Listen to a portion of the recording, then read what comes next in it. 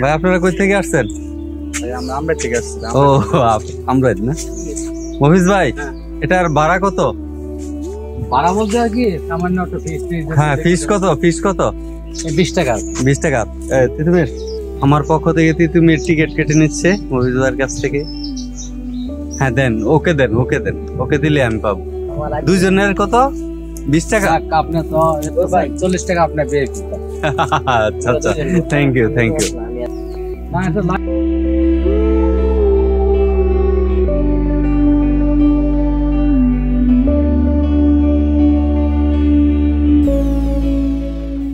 কাপাসিয়া আমরাইত ফুটবল জাদুকর মফিজ ভাইয়ের সূর্যমুখী বাগান।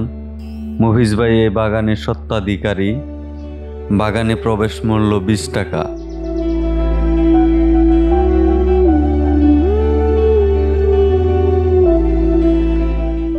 বন্ধুরা দেখেন কি সুন্দর সূর্যমুখী বড় বড় ফুল ফুটে রয়েছে। আমার মন চাচ্ছে যেন আমি ছিঁড়ি ফুল, কিন্তু সত্যিকার অর্থে ফুল ছিঁড়া সম্ভব না। যিনি মফিজ ভাই বাগানটি করেছেন তিনি বলছেন যে কেউ যেন ফুলে হাত না দেয়, এবং এটাই ঠিক আছে যে ফুলে হাত দিলে ফুল নষ্ট হয়ে যায়। অনেক লোকজন আসতেছে এখানে এই বাগানটিকে দেখার জন্য।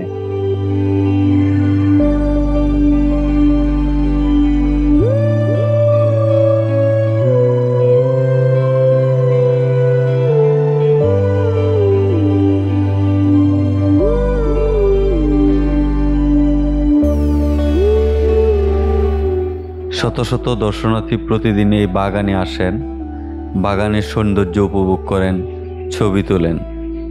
বাগানের মাঝখানে যাবার জন্য বাঁশের সাঁকো দেওয়া হয়েছে। আমরা এখন বাঁশের সাঁকো দিয়ে বাগানের মাঝখানে যাব।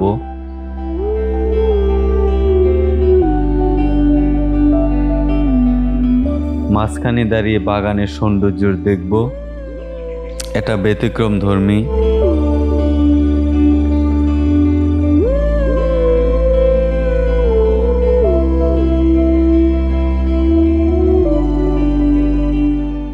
বাঁশের সাঁকো দিয়ে যাচ্ছি বাগানের মাঝখানে।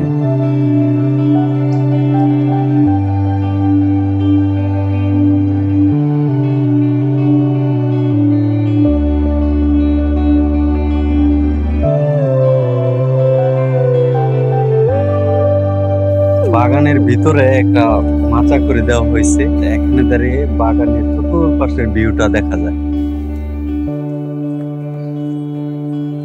ও কি যে ভালো লাগতেছে। আমি যে এখানে দাঁড়িয়ে রয়েছি, ওই যে সামনের যে ফুলগুলো, এগুলো যেন আমাকে দেখে হাসতেছে, আমাকে ডাকতেছে। আমার কাছে তাই অনুভব হচ্ছে। প্রত্যেকটা ফুল এত সুন্দর দেখাচ্ছে এখানে যে কি বলবো, যে মনটা জুড়িয়ে যাচ্ছে। ফুলের যে কি সৌন্দর্য এটা আজকে বুঝতে পারছি।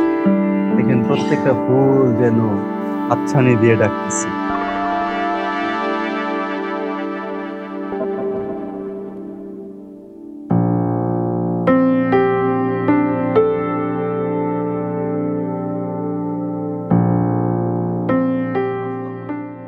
তেল হয় সানফ্লাওয়ার অয়েল, সবচেয়ে ভালো তেল। তেল খাবারের তেলটা, তেলটা। আর এটা আপনি বাদামের মতো খাওয়া যায়, বেশি খুব ভালো লাগে, বেশি খাওয়া যায়। বিশেষ করে আমরা ফরেনার যারা তারা এগুলো পছন্দ করে, বেশি খাই বেশি। দর্শককে আমি একটু বলে রাখি যে আমাদের মফিজ ভাই কিন্তু ফুটবলের জাদুকর। বিভিন্ন অনুষ্ঠানে উনি ফুটবলের জাদু প্রদর্শন করে থাকে। মানে ফুটবল দিয়ে বিভিন্ন প্র্যাকটিসের খেলাধুলা উনি দেখিয়ে থাকেন।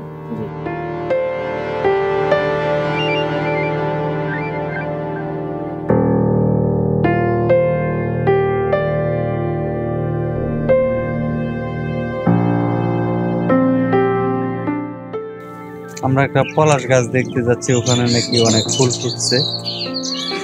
পিছনে আমার ভিউটা অনেক সুন্দর লাগছে। চোখ জোড়ানো গ্রামীণ সৌন্দর্য।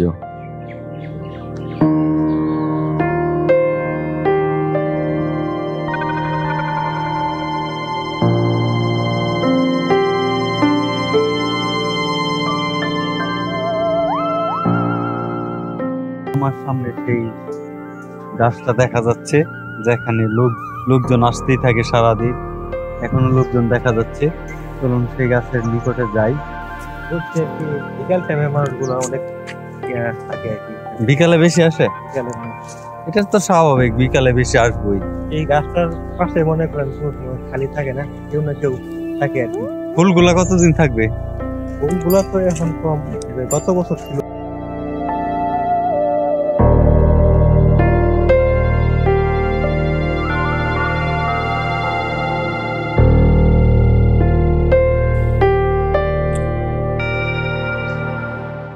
ওই যে শিমুল গাছ দেখা যাচ্ছে, ধান খেতের রাস্তা দিয়ে হেঁটে যাচ্ছি। খুবই সুন্দর প্রাকৃতিক সৌন্দর্যে ঘেরা দাওরা গ্রাম।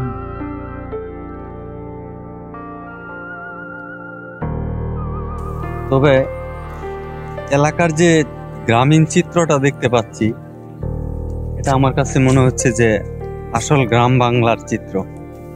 এত সুন্দর আপনারা যা দেখলেন এতক্ষণ, গ্রামীণ মিঠো পথ, দুই পাশে ধান ক্ষেত। আমি যে মাঝে মাঝে হাওরে যাই, ওই হাওরের মতোই মনে হচ্ছে, দুই পাশে ধান ক্ষেত।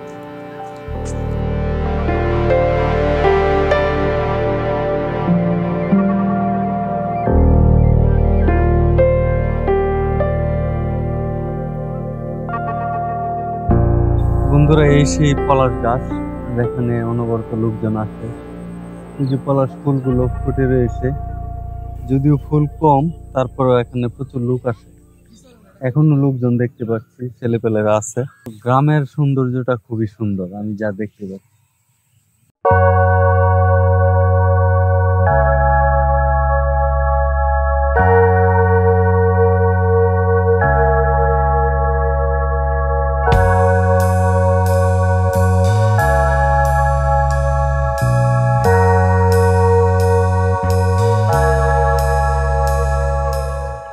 এখন বিকাল, আশপাশের এলাকা থেকে ছেলেরা এখানে এসেছেন।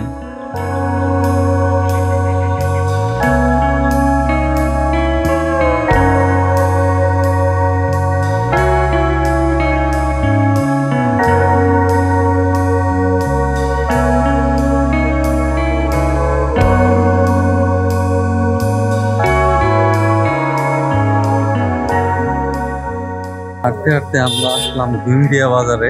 রমজান মাস, বেশ কিছু ইফতারের দোকান দেখতে পাচ্ছি আমরা।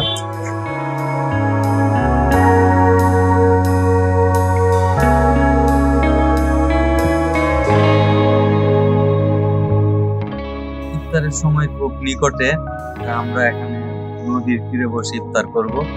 এটা শীতলক্ষা নদী, এখানে আমাদের অ্যারেঞ্জমেন্ট করতেছি।